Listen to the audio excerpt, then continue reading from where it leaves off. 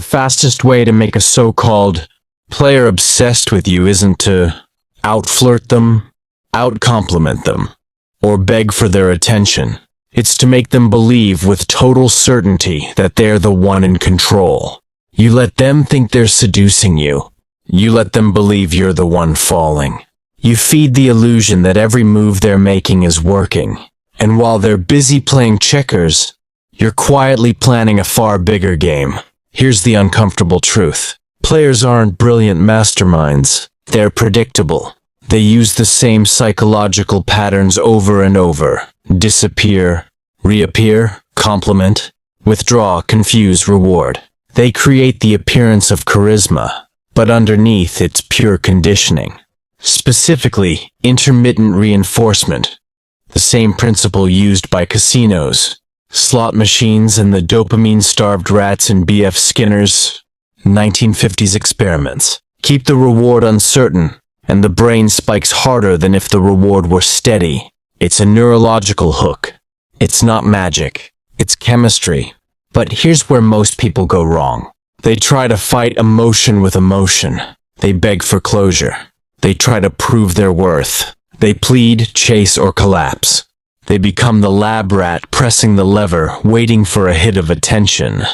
And in that moment, the player wins. Not because they're better, but because they stay colder. This game isn't about love. It's about who can stay emotionally detached the longest. So how do you beat someone like that? You don't try to be nicer. You become more calculated. You make the player fall by becoming the one person who doesn't need them. You bait the hook with intrigue. You trigger their ego. You reward them just enough, then disappear without flinching. It's not about ghosting. It's about control.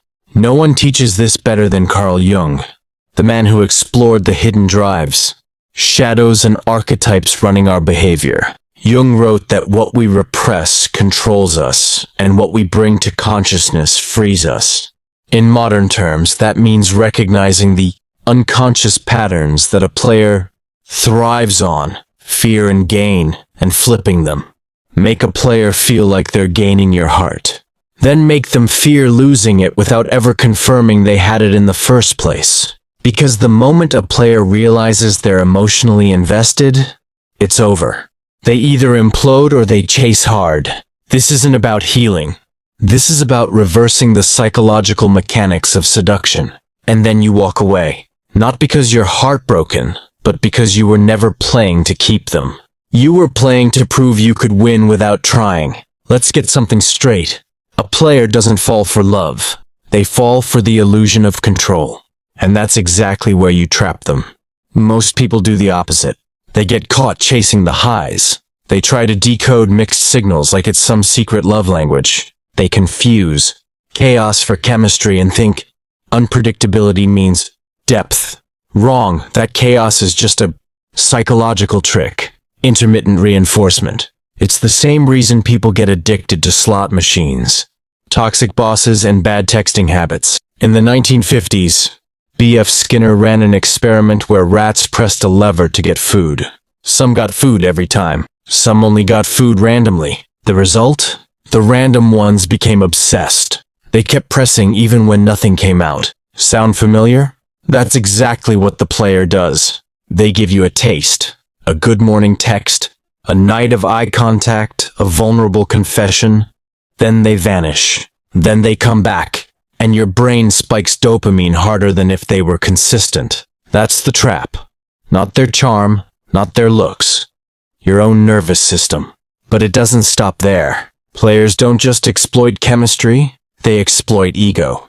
They want you to prove yourself. They want you to compete for their attention. They want to stay slightly out of reach. Because once they're fully available, they lose leverage, and they know it. And so you start negotiating with your own standards. You start justifying crumbs. You romanticize their inconsistency and call it mystery. You think, if I'm just patient enough, they'll finally see how loyal I am. But loyalty doesn't make a player fall. Power does. Unpredictability does. Certainty in the right doses destroys them. Here's what nobody tells you. Players don't expect to be played. They expect to be chased. They've built their entire strategy around being the emotional prize, the thing you're supposed to want, unlock and keep. That's why most people fail. They go into the situation thinking they need to impress the player, convert them, win them over. Wrong game. You don't mirror their inconsistency. You build curiosity, then reward effort, but only on your terms. You give them access, then deny validation. You create the illusion that they're finally winning, and then you pull away first. Why does it work? Because underneath the ego, most players are insecure control freaks. They've mastered the art of seeming detached because they fear being vulnerable. They build fake power through distance, not substance. When you stay emotionally calm, unfazed, and uninvested, they short-circuit. Carl Jung would have loved this. He said that people are driven by the parts of themselves they don't understand. Translation: give people the performance they're already addicted to, but change the ending.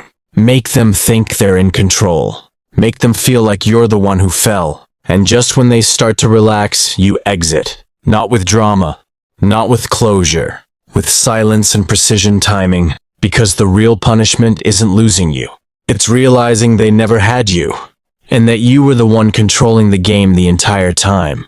And the more they replay it, the deeper the obsession goes. This isn't about revenge. It's about discipline, power, mastery. Most people never get to this level. They either fall in love or try to out-toxic the player.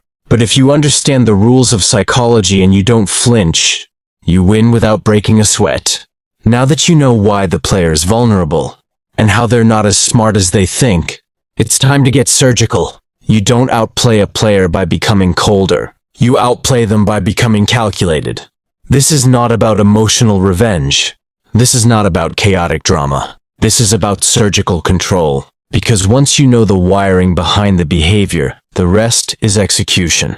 Step 1. Control the frame early. Players operate in one frame. I'm the prize. You're lucky to have my attention. Your job is to destroy that silently. Not with words, but with behavior. Never ask where it's going. Never try to define the connection. Never react to the mixed signals. Instead, stay neutral, elusive, curious, but unmoved. Psychology calls this secure detachment. The ability to connect without clinging. It triggers the player's ego faster than any flirtation because now they're unsure if you're even playing, and uncertainty makes the hunter hunt harder. Step 2. Flip intermittent reinforcement on them. This is where it gets interesting.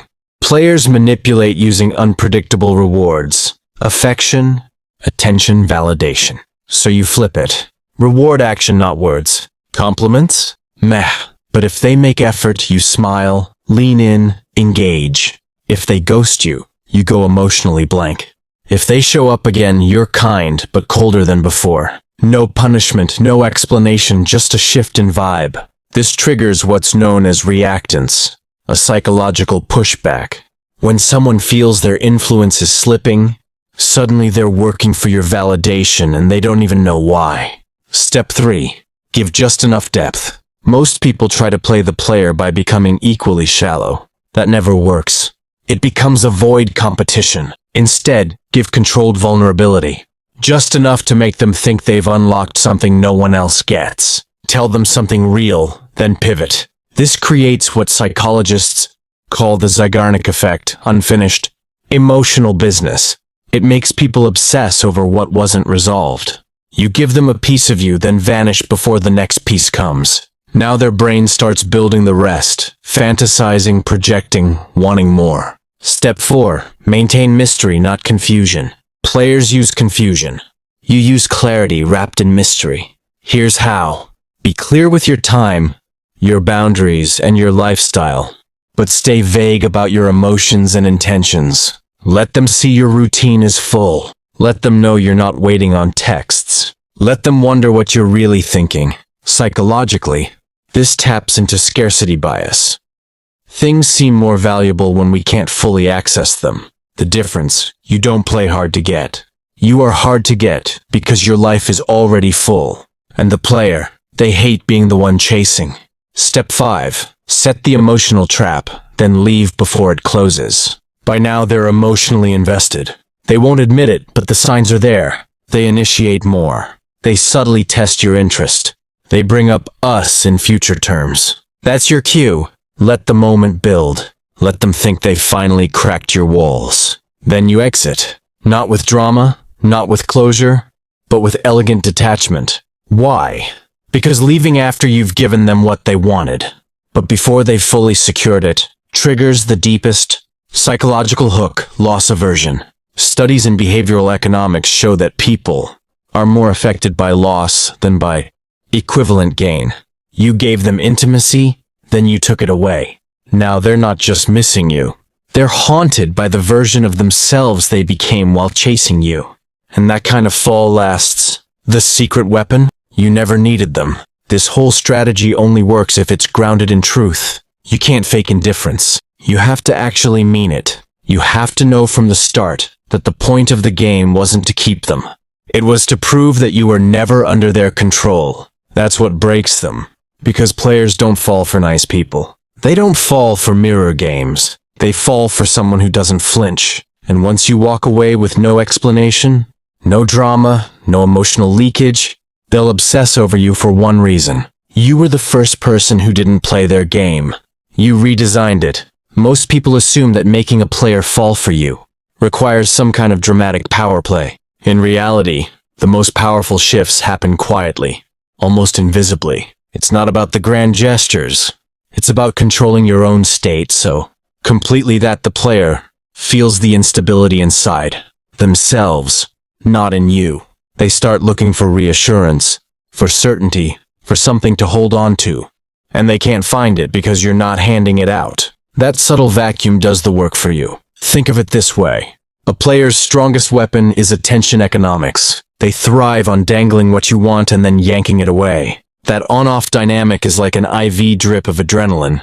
It's meant to keep you addicted. But if you reverse the polarity, if you become the one who quietly regulates when intimacy happens, the entire structure collapses. The addiction doesn't disappear. It simply reverses direction. Carl Jung wrote about the shadow, the hidden side of ourselves that we deny, repress, or project. A player's shadow is vulnerability. They deny it. They repress it. They cover it with bravado, distance, and games. When they encounter someone who does not react to those games, their shadow starts to surface. They feel it creeping up, a sense of unease, a sense of being seen, and that is the beginning of their obsession. Because the one thing a player cannot tolerate is being truly seen without being able to control the seeing. You don't even need to confront them. You don't need to say, "I see through you." You simply behave in ways that communicate. Your tricks don't land. Here. That's enough to destabilize their sense of power. So what does this look like in daily interaction?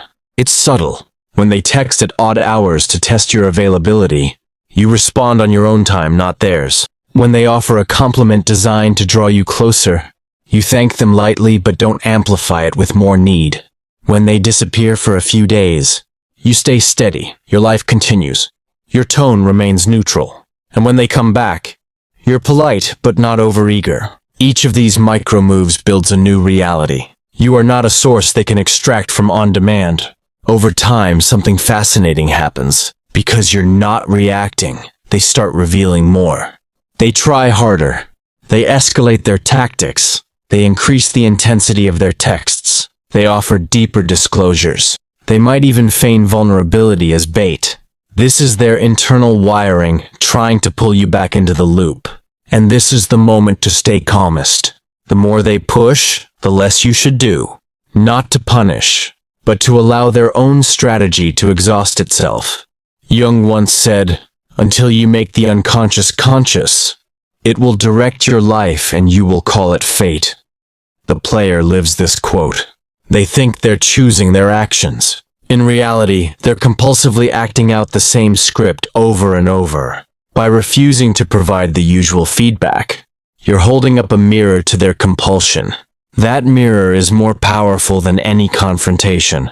Another layer to this is controlled vulnerability. This is where most people slip. They either open up too much or become completely shut down. Neither works. The first makes you predictable. The second makes you cold. The key is a third path, selective self-revelation. You share something real but contained. A small story about your childhood, a hint of your ambitions, a flash of humor about a past mistake, and then you move on. You don't linger. You don't wait for their reaction. You plant the seed and let it grow. This selective openness does two things at once. It disarms the player's defenses because it feels authentic, and it creates an unfinished narrative. Their mind fills in the blanks, imagining layers you never revealed. This is the Zygarnik effect at work again. They begin to obsess not over what you said, but over what you might say next, what you might reveal next, and when. You've transformed from a target to a puzzle. Mystery wrapped in clarity is another crucial element. Players thrive on confusion, but confusion eventually erodes attraction. What maintains attraction is intrigue. Intrigue is different. Intrigue says, I'm consistent, I'm grounded, but I also have depths you can't yet see. This combination is magnetic because it satisfies their craving for something to chase while denying them chaos to hide in. For example, you keep your routine steady. You go to the gym. You see your friends. You post occasionally. But emotionally, you remain understated. You don't explain every choice. You don't announce every boundary. You live as if your life is already rich, and they're simply visiting. That quiet message lands deeper than any speech. You are not an accessory to their story. They are an optional visitor in yours. This is also where ego comes into play. Players build their identity on being the prize. They expect people to adapt around them. When you reverse that, when you live as though your time and attention are precious and they must earn access, their ego takes a hit. They start thinking, why don't I have this person? Why aren't they reacting? What am I missing? And because ego hates uncertainty, they chase to repair it. It's crucial to understand what's happening inside them at this point. Their dopamine system, the brain's reward circuitry, is no longer getting the easy hits. Instead, it's experiencing intermittent frustration and rare rewards. This unpredictability is exactly what they once used on you. Now it's being used on them. Each time they think they've won you over, you shift slightly away. Not with anger, but with neutrality. Each time they assume you're waiting, you're not. Each time they expect emotional dependence, you show independence. This creates a chemical loop of pursuit that intensifies over time. You're also activating their hidden fear, irrelevance. Underneath every player's tactics is a silent terror. What if I don't matter? What if no one needs me? What if my charm isn't enough? By being calmly unbothered, you bring that fear to the surface. You don't lecture them about it. You don't psychoanalyze them aloud. You simply live as though you're whole without them. That's enough to trigger their internal alarms. And here's the paradox. The more you hold your frame, the more they start behaving like the very person you wished they were at the start. They text first. They open up. They ask about your day. They offer consistency. But at this point you must remember, this isn't necessarily change. It's a response to scarcity. They're fighting for relevance. If you mistake this for true transformation and rush to give them full access, the dynamic resets immediately. The loop reopens, so you maintain your composure. You allow their new behavior to develop without rewarding it too quickly. You stay steady, kind, but detached. This isn't cruelty. This is clarity. Because clarity says, I know what I'm worth. I know how I want to be treated. And I'm not negotiating with inconsistency anymore. Eventually, the player begins to experience something they rarely feel. Self-doubt. They start asking themselves questions they never ask. Did I misread them? Am I slipping? Why can't I control this? This internal dialogue is the seed of obsession. They're not just chasing you. They're chasing their own lost sense of mastery. Carl Jung believed that true power lies in self-knowledge. By refusing to play the reactive role, you're demonstrating self-knowledge in real time. You're modeling a level of self-possession they don't have. And because humans are wired to admire what they lack, they become drawn to it even more. Another practical piece of the puzzle is time. Players use time to destabilize. Late-night texts, last-minute plans, disappearing for weekends. When you invert this, you use time as stability. You schedule your life on your own terms. You don't cancel plans to see them. You don't jump when they reappear. You make them fit into your rhythm. This is not only attractive, it's deeply unsettling to someone who's used to being the tempo setter. And here's the psychological underpinning: scarcity bias. People assign more value to things that seem less available. But scarcity has to feel authentic. You're not faking a busy life. You're actually living one. You're filling your time with pursuits that feed you, relationships that uplift you, hobbies that ground you. This isn't strategy for strategy's sake. This is you becoming the kind of person who's naturally hard to manipulate because your sense of self is already intact. The more you live like this, the more your emotional presence becomes a luxury instead of a commodity. And for a player, that's almost irresistible. They're used to being the luxury. They're used to being the rare commodity. When that flips, they experience a profound identity crisis. Who am I if I'm not the one being pursued? What does it say about me that I'm now the pursuer? This crisis is the turning point. At this stage, you're not chasing. You're not even maneuvering anymore. You're simply maintaining your own center. And because of that, their entire script starts to unravel. They find themselves investing more energy than they intended, revealing more than they planned, and caring more than they admit. And still, you remain steady. That steadiness is not a performance. It's an evolution. You're no longer trying to manipulate them. You're simply not letting them manipulate you. The result is the same. They fall into the very loop they built for others. And when you reach this point, you're standing at the edge of the real power shift. It's the moment where obsession takes root, not as a flash, but as a slow burn. It's the moment where your absence becomes louder than your presence. It's the moment where they start to wonder not, do they like me? But what is it about them that I can't let go of? That question is the hook. And from here, the final steps of your strategy begin to unfold. Steps that turn obsession into a lesson they'll never forget. By the time a player begins to chase, the psychological landscape has already shifted. What used to be their playground has become a mirror. They're no longer experimenting on you. They're experiencing their own tactics reflected back at them. And it's at this point you begin shaping not only their behavior, but also your own evolution. This is where the process becomes less about winning a game, and more about building unshakable self-possession. When a player's tactics stop working, they first respond with surprise, then with increased intensity, then with confusion, and finally with vulnerability. That vulnerability is not necessarily authenticity. It's the cracking of an old mask. If you rush in to soothe them at this moment, you reset the entire pattern. If you stay calm, you allow the mask to fall away on its own. Carl Jung wrote about individuation, the process of integrating the parts of ourselves we normally split off or disown. When you stay composed in the face of someone else's manipulation, you're practicing individuation. You're not rejecting or fighting your own impulses. You're integrating your strength and your empathy. You're not trying to crush the player. You're revealing your own mastery of self. This inner wholeness is exactly what the player unconsciously wants but doesn't know how to create. Think of the trap not as a physical snare, but as a psychological equation. On one side is the player's ego, used to control, withdrawal, and intermittent reinforcement. On the other side is your presence, calm, scarce, consistent, and selectively warm.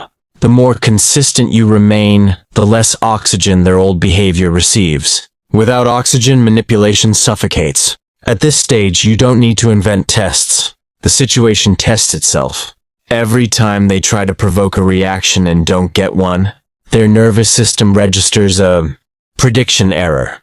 This is a neuroscience term describing what happens when the brain expects one outcome and gets another. Prediction error drives learning, obsession, and behavior change more effectively than direct punishment.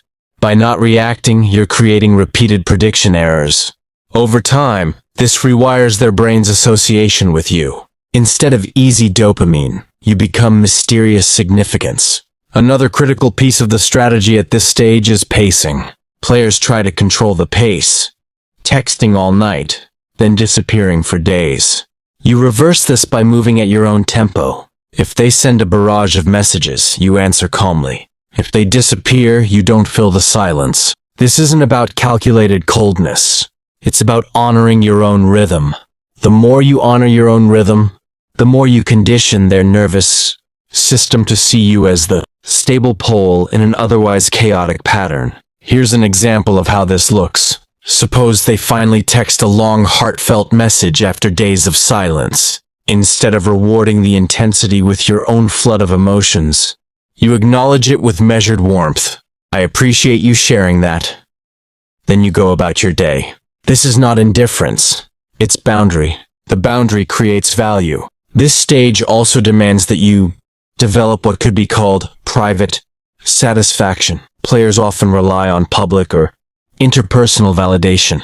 They show off new partners. They flaunt experiences. They hint at rivals. All of this is meant to destabilize your sense of being special. The antidote is to cultivate a life that's satisfying even when nobody knows about it. Private goals, private joys, private mastery. When your sense of worth comes from a life that's invisible to the player, they cannot touch it. And because they can't touch it, they become more curious. This isn't only psychological strategy, it's also neurobiological. Dopamine spikes hardest at anticipation, not at completion. By giving them small glimpses of your depth, your life, and your affection, and then pulling back to your own rhythm, you're creating a cycle of anticipation. But because it's genuine, because you're not pretending to have a life, you actually do. The anticipation never collapses into disappointment. They're always slightly reaching, slightly curious, slightly guessing. As their curiosity deepens, their ego begins to soften. They start experiencing you not as a toy but as a mystery. And mystery, when paired with warmth and boundaries, is irresistible. It awakens an archetype in the psyche. The archetype of the quest. Jung would call this the process of projection and integration. They project their fantasy onto you. But because you don't fully accept or reject it, they're forced to confront their own projection. This is why it's crucial not to confuse their pursuit with genuine transformation. Many people get caught here. They see the player acting sweet, attentive, and consistent for a few weeks and think, they've changed. Maybe they have, but more likely they're still caught in the loop of scarcity and pursuit. True change takes time. It requires them to meet themselves. Your role is not to fix them, but to hold your standard. As you hold your standard, you begin noticing subtle shifts in yourself. Your tolerance for mixed signals drops. Your craving for validation fades. Your focus turns inward toward your own growth, your own friendships, your own ambitions. This is the real power behind the strategy. It's not just about making a player obsessed with you. It's about becoming the kind of person who's naturally immune to players. Another psychological concept at play here is ego depletion. Players, like magicians, rely on constant sleight of hand. They keep their audience distracted with one hand while the other hand manipulates the outcome. But when the audience stops reacting, the magician's tricks feel empty. The energy it takes to maintain the illusion becomes exhausting. Ego depletion sets in, and in that depleted state, the player becomes more malleable, more vulnerable, and paradoxically more real. But your goal isn't to exploit that vulnerability. Your goal is to maintain clarity. Clarity says, I can see your patterns and still remain grounded in mine. This is not cruelty. This is the boundary that allows authentic connection to emerge, if it's ever going to. Loss aversion also peaks during this phase. Behavioral economics shows that people are far more motivated to avoid losing something than to gain something of equal value. The player, who once treated you as an easily replaceable option, now feels they're on the verge of losing something rare. That fear of loss drives them into behaviors they normally avoid. Honesty, persistence, even self-reflection. And yet, the power remains with you, because you're not seeking their validation. You're not waiting for their confession of love. You're not building your identity around being chosen. You've already chosen yourself. That's what makes the dynamic so different. Here's a mental shift to anchor at this stage. You're not trying to win a person. You're demonstrating to yourself that you can stay centered, regardless of someone else's games. That inner steadiness is your real prize. The player's obsession is a byproduct, not the point. To make this sustainable, you practice 3 skills. First, emotional neutrality. You can feel your feelings without letting them dictate your responses. Second, timing. You know when to respond, when to pause, and when to withdraw. Third, selective warmth. You can show kindness without surrendering your standards. Together, these 3 skills create what could be called magnetic composure. It's attractive because it's rare, and it's rare because it's self-generated. This is also the moment to start thinking about the exit. Not because you're plotting revenge, but because you're respecting the natural arc of the process. Every psychological hook has a peak moment, the point at which their curiosity, ego, and desire are at maximum intensity. If you exit too early, you haven't established the frame. If you exit too late, you risk being pulled back into their orbit. The art is to recognize the peak and leave before the curve drops. Leaving doesn't have to be dramatic. In fact, the more understated, the better. The key is elegant detachment. A quiet withdrawal. A shift of focus. A life already moving forward. No speeches, no ultimatums, no "I'm done" declarations. Just a graceful pivot into your next chapter. The absence of explanation is the final prediction error. The final interruption of their expected script. The reason this is so powerful lies again in the Zeigarnik effect. Unfinished narratives dominate our mental real estate. When you leave without closure, you leave a narrative open. The player's mind will return to it again and again, trying to resolve it, trying to complete the story. That unresolved tension is the engine of obsession. By now, their dopamine system is trained not just to expect you, but to expect the possibility of you. When you withdraw, they don't just feel the absence of your presence. They feel the absence of anticipation. It's a double loss. The loss of the thing and the loss of the chase. That's why the final stage hits so hard. And this brings us to the final transformation. You. By practicing all of this, you've become someone different. You've learned to sit with discomfort, to resist the urge to explain, to live a life independent of external approval. This is the quiet power most people never develop. It's the power that makes you immune to chaos. It's the power that allows you to walk away not as a tactic but as a truth. As you approach the exit, the player senses it. They may not know why, but they feel it in their nervous system. They start reaching harder. They might escalate affection, escalate conflict, or escalate vulnerability. Each is an attempt to hook you one more time. But you've already shifted into a new paradigm. You don't need the hook. You don't even need the game. And so the final act begins. The moment where obsession crystallizes. Where the player's carefully constructed persona begins to dissolve. And where you, steady and centered, prepare to walk into a life that no longer requires proof, manipulation, or control. When you reach the point of exit, everything you've practiced becomes real. It's no longer about ideas or strategies. It's about embodiment. The composure you've built is now second nature. You don't have to remind yourself to wait before replying, or to hold boundaries, or to regulate your emotions. You're simply living it. This is the stage where the dynamic with the player flips from a game to a mirror of your own evolution. This stage is also where the temptation to prove your power is strongest. Because you can feel their desperation rising, it's easy to lean into a sense of triumph. But true mastery here is not to gloat, not to dominate, but to walk away clean. You don't want to become the very thing you resisted, someone who plays with people's emotions for sport. Instead, you want to leave with integrity. Integrity preserves your growth and cements the lesson. In Jungian terms, this is the moment of integration, when you accept the shadow you've explored but no longer identify with it. You've proven to yourself you can hold your ground. You've proven you can be scarce without being cold, warm without being weak, mysterious without being deceptive. Now you can integrate these qualities and live from a place of grounded confidence. The exit can be subtle. It can look like prioritizing a new project, a new circle of friends, or simply shifting your availability. You stop answering every message immediately. You stop feeding the cycle of anticipation. You begin to invest that energy back into your own life. You're not ghosting, you're evolving. The difference shows in your tone, Ghosting comes from avoidance. Evolving comes from growth.